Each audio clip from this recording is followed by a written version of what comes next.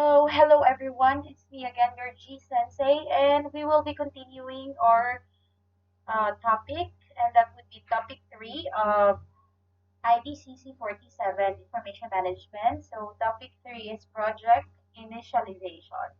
So, of course, this question, how are you going to start the system development activity? So, that is the common question in the project initialization. So, topic objectives, confirming project feasibility and producing project schedule. So the objectives are understand how projects are initiated and selected, define a business problem, identify the concepts and activities of project initialization, explain the project feasibility concepts and consideration for IS development, and describe the project planning scheduling diagrams. So system initialization. So project initialization concerns. So what are those concerns for you to start your system? So of course there's this question, how to start, when to start, what to start, where to start, am I doing it right? Am I asking the necessary questions? Is this even necessary? So these are the questions that you might think of when initializing your project concerns. So first, we're going to discuss the system development initialization. So information system development projects are initiated for several reasons, and there are three. So first is to respond to an opportunity. Okay, and another is to conform to a directive and to resolve a problem. So these are the reasons, several reasons why you are developing a project. Okay, so of course to respond to an opportunity, that would be opportunity for you to learn or opportunity talking about, let's talk about of course money or your benefits that you are going to receive when you develop the system, to resolve a problem, of course, because the stakeholders have their problems, so you have to resolve the problem. And of course, to conform to a directive, maybe you are an employee, of course, you're an IT graduate in the future, so you need to conform to the boss's directive for you to create a system. Or in your case, because you're still a student, in your IT 100 capstone project, so you are uh, required to create an information system or to develop a project.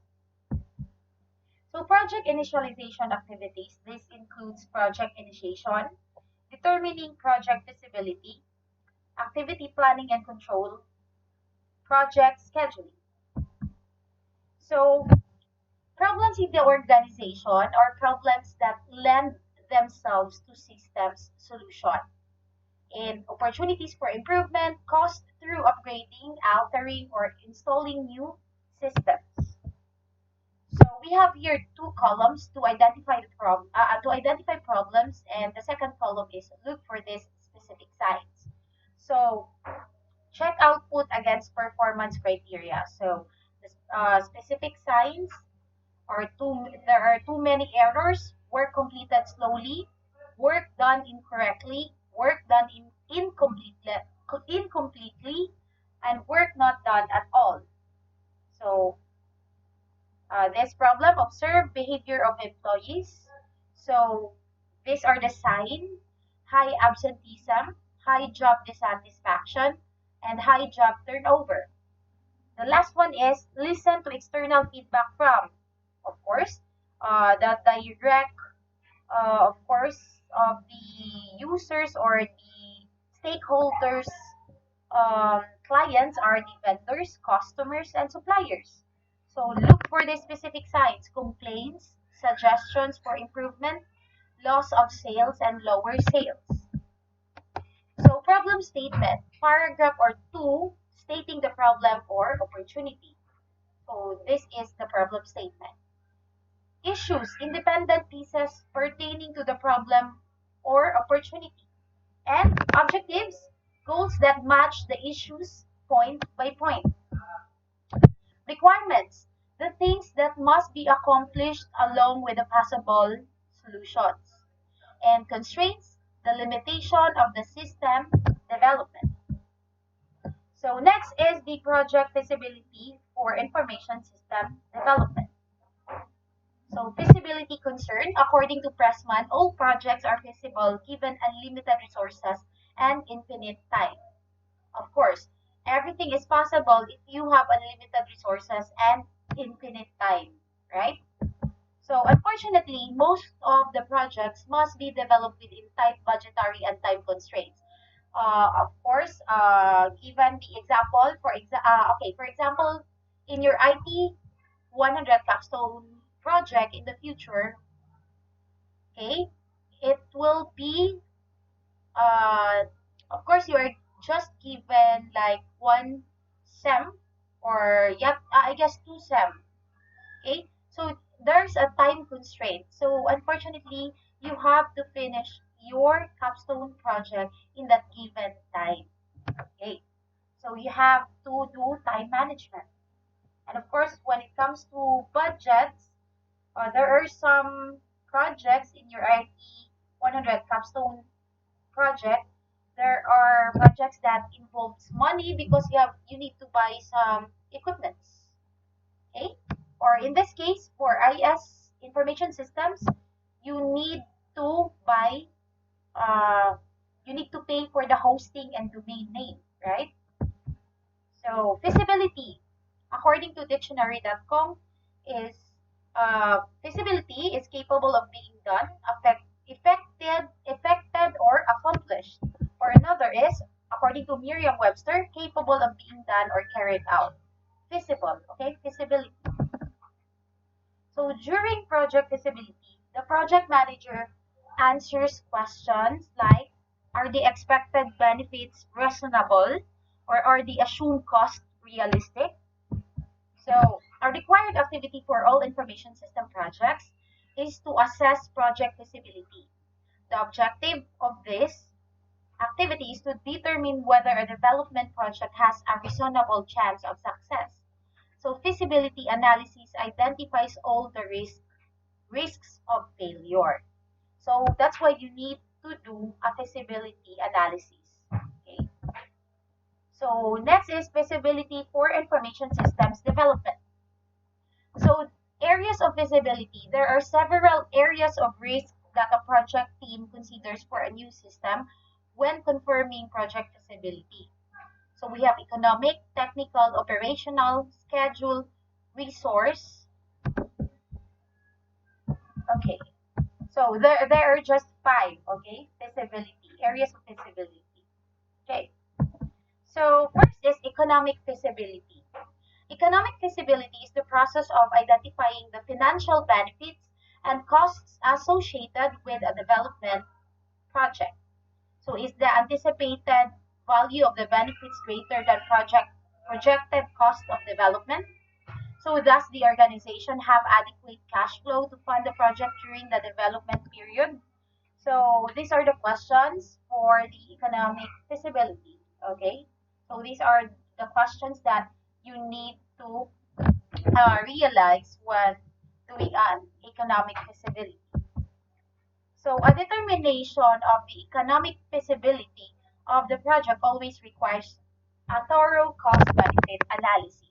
So cost-benefit analysis is the analysis to compare costs and benefits to see whether investing in the development of a new system will be beneficial. So there are three-step process for cost-benefit analysis. So estimate the anticipated development and operational costs.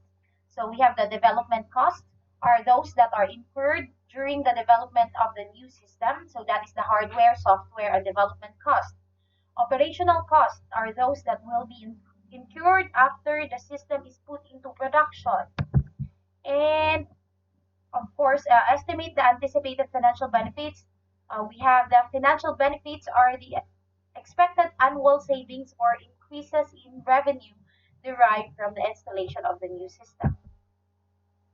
So, cost benefit analysis is calculated based on the detailed estimates of costs and benefits. Frequent error that most inexperienced analysts make during cost benefit analysis. Try to do the calculations before thoroughly defining cost and benefit. So, tangible benefits refer to items that can be measured or estimated quantitatively and that accrue to the organization. So, examples of tangible benefits include reduced personal expenses, lower transaction costs, or higher profit margins.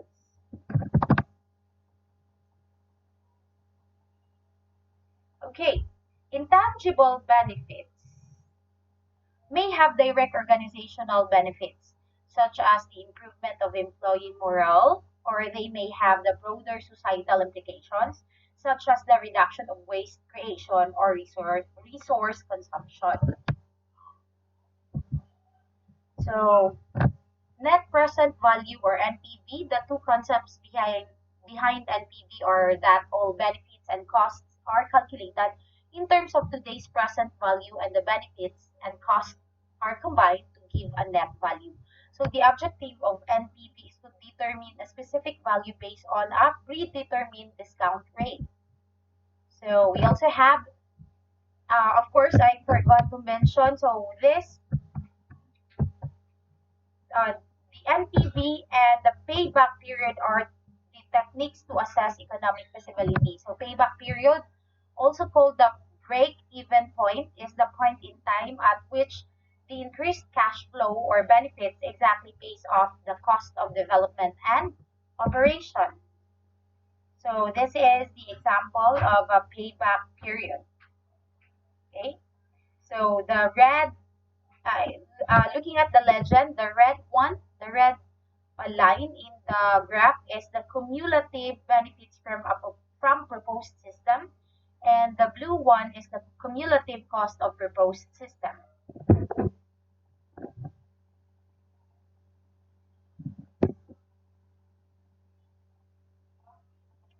Okay, so return on investment, one of the techniques to assess economic feasibility or ROI. This is a measure of the percentage gain from an investment such as a new system. The objective of the ROI or ROI is to calculate a percentage return like an interest rate so that the costs and the benefits are exactly equal over the specified time period. So the purpose of assessing technical feasibility is to gain understanding of the organization's ability to construct the proposed system. Technical feasibility should include an assessment of the development group's understanding of the possible target hardware, software, and operating environments to be used as well as system size, complexity, and the group experience with similar systems. So the operational feasibility. So operational feasibility is the process of assessing the degree to which a proposed system solves business problems or takes advantage of business opportunities. So this is a measure of how well the solution will work in the organization. Also, this is a measure of how people feel about the system or project. Okay, operational feasibility is dependent on the human resources available for the project and involves projecting whether the system will operate and be used once it is installed. So next is the schedule feasibility. The purpose of assessing schedule feasibility is for a system analyst to gain understanding of the likelihood that all potential time frames and completion date schedules can be met and the meeting these dates will be sufficient for dealing with the needs of the organization. So schedule feasibility is a measure of how reasonable the project timetable is. So, of course, we have discussed the economic feasibility, operational feasibility, and the schedule feasibility. So, this one is the resource feasibility. The project team must assess the availability of resources for the project, and the most important resource consists of the members of the team. In developing projects, it requires the involvement of system analysts, system technicians, and users. At necessary times, some required people may not be available to the team. So another risk to consider in resource feasibility is that the people who are assigned may not have the essential skill for the project. So feasibility analysis. So feasibility analysis is the process by which feasibility is measured. It is designed to determine whether or not a project will be successful. It is a determination as to the likelihood rather of success and description of how the determination was achieved. So need areas of feasibility analysis. Need analysis. This implies recognition of a need for the project. The need may affect the organization itself, another organization, the public, or the government. A preliminary study is then conducted to confirm and evaluate the need. So a proposal of how the need may be satisfied is then made. Next is process work. This is the preliminary analysis done to determine what will be required to satisfy the need. The work may be done by a consultant who is an expert in the project field. The preliminary study often involves system models or prototypes.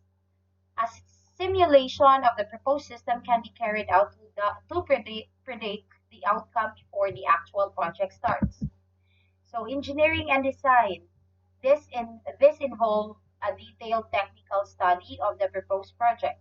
Written quotations are obtained from suppliers and subcontractors as needed. Technology capabilities are evaluated as needed. If necessary, product design should be done at this time. So next is cost estimate. This involves estimating project cost to an acceptable level of accuracy. So both initial and operating costs are included in the cost estimation. So financial analysis. This involves an analysis of the cash flow profile of the project. So this should consider rates of return, inflation, sources of capital, payback periods, and residual values. Moreover, this analysis determines whether or not and when funds will be available to the project. Project impacts. This provides an assessment on how much impact the proposed project has. Some of the factors that will determine how a project is perceived by the public include environmental, social, cultural, political, and economic impacts. Also, the value added potential of the project should be assessed. Conclusions and recommendations. The feasibility study should end with the overall outcome of the project analysis. This may indicate an endorsement or disapproval of the project. A recommendation on what should be done is included in the feasibility report. So, project planning for designing an information system. Okay. We have here project development planning. Project scheduling determines the order in which activities will be performed, setting start and end times for each activity, and assigning specific tasks to team members. The activity of developing project schedule is one of the most difficult efforts of the project planning phase, yet it is one of the most important. Work breakdown structure, Gantt charts. These are the tools in project development planning. So work breakdown structure, or WBS, is a hierarchy of phases, activities, and individual tasks that are required to complete the project. Okay, so work breakdown structure using block diagram. So the project, we have here task, the tasks 1 to 3 and to the end. And of course, there are subtasks of that specific task. And of course, under that subtask, there is work. So this is the work breakdown structure using outline form. So we have 3 levels. If you have noticed here, there are also 3 levels. We have the task, the subtask, and the work. Same as true with the outline form. We have level 1, level 2, and level 3, task, subtask, and work. A Gantt chart. You need to know how to use or to create a Gantt chart. So developed in 1917 by Henry Gantt, a Gantt chart is a bar chart that represents the tasks and activities of the project schedule. This chart is good for monitoring the progress of the project as it moves along. So the major advantage of the Gantt chart is its simplicity. The systems analyst will not only find this technique easy to use, but also it lends itself to work while communication with end users. So, excuse me for a moment.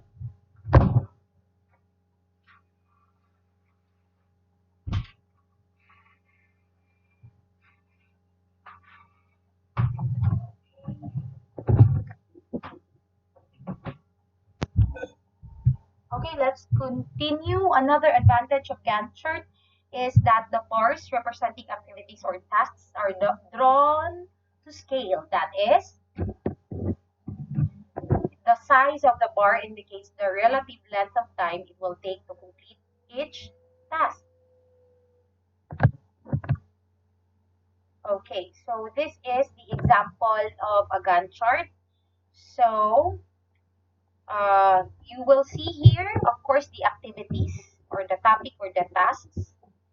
Okay, the month. Okay, you can. What will you do is you can. There are different types of Gantt charts.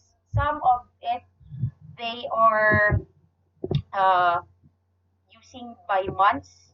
Okay, as you have noticed, September, October, November, December, and in the second row is the by week. Or other Gantt charts don't have this one, but of course they are indicating just week 1, week 2, week 3, and so on. Okay, these are the activities. Okay, so lecture series, prepare learning contract, sign contract, types of stop motion, history. So soon, if you have your system development in your Gantt chart, of course, most likely you will see here in the uh,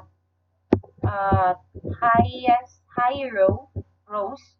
Okay, of course, the interview in the project initialization interview, your proposal, okay, and here at the end, in the lower rows, you will see of course, the project development and the testing, and of course, the production, usually, okay.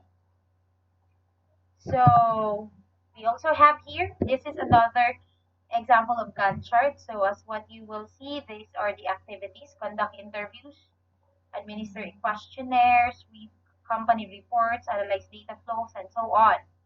Okay, and we also have here the weeks are indicated in the bottom part.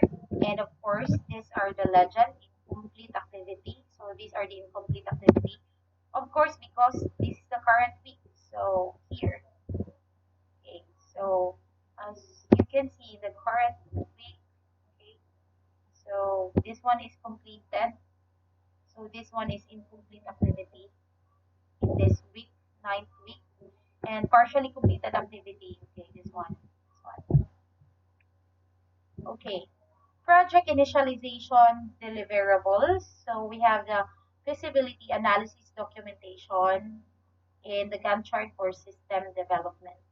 Okay, so I guess that's the end of the topic 2. So for announcements, I know many of you are messaging me on Facebook because you are worried about your quiz number 3, and that quiz is on this topic, right? Topic 3. So please, to those who haven't took the exam yet, or to those who encountered some problems, please do not stress yourselves out because I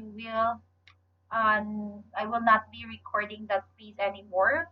I just tried the app quizzes because I thought it was fun, but then you've encountered problems such as internet connectivity and so on. So I guess I will not be recording that piece, but instead, guys, I will be requiring you to create a summary of what you understand or learned by topics or by chapters. So you need to, I gave you an exam of quiz topic one, right?